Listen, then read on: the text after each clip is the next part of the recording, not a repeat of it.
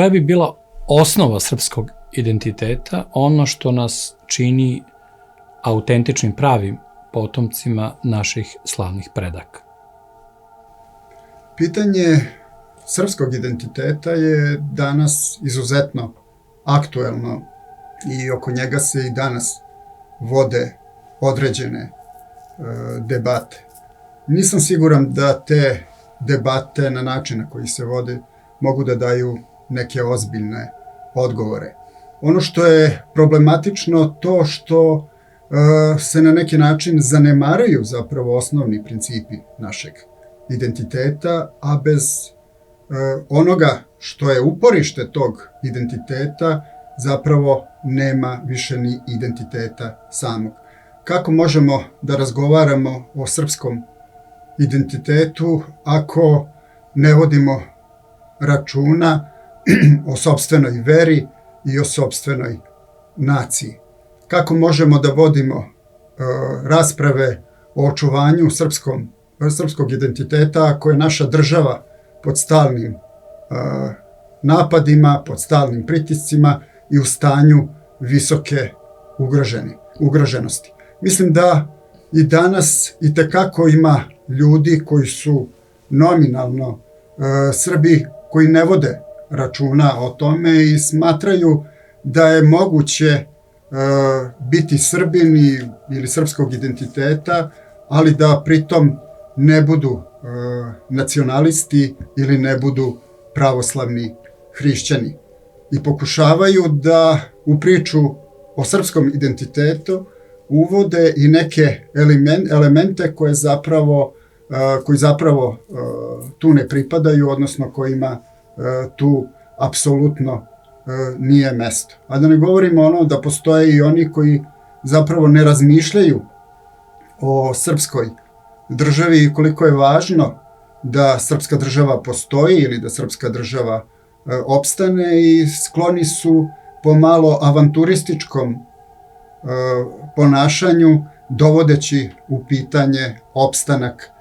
srpske države. Danas bukvalno dva pitanja, odnosno dva problema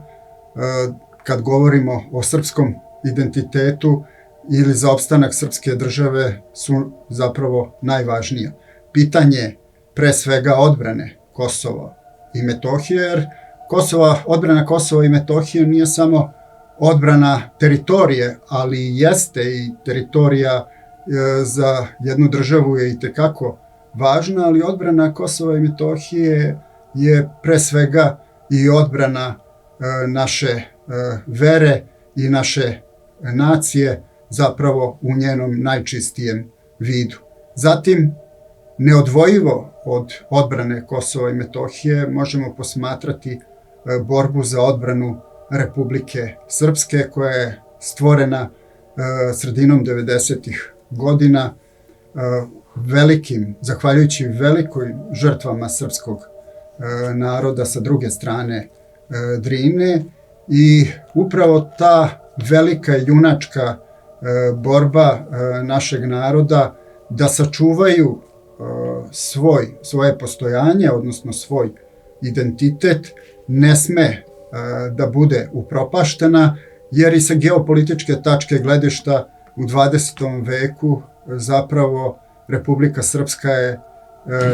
naš najveći geopolitički uspeh.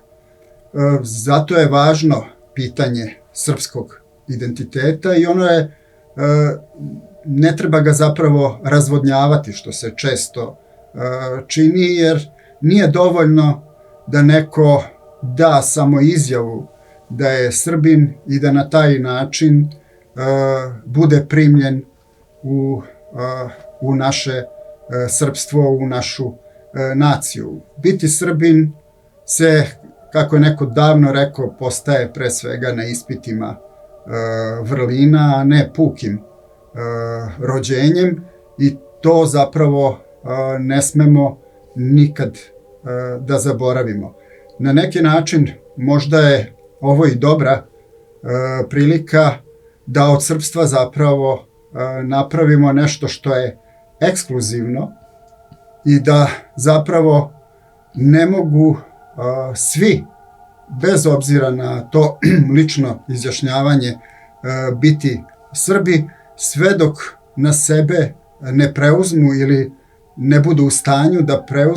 preuzmu i svo ono ogromno nasleđe srpske tradicije stečeno tokom prethodnih vekova srpske istorije. Jer ćemo se, ako se to ne desi u ovoj eri globalizacije, srpstvo, odnosno srpski identitet, biti toliko razvodnjen i toliko oslabljen da ispražnjen od svakog sadržaja, da zapravo neće predstavljati apsolutno ništa posebno i ništa važno,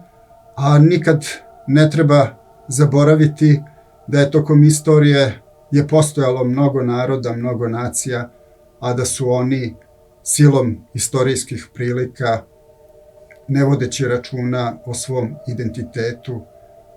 nestajali. Mi, naravno, treba da znamo koliko je važno pitanje identiteta, koliko se o njemu danas vodi rasprava i na drugim mestima, odnosno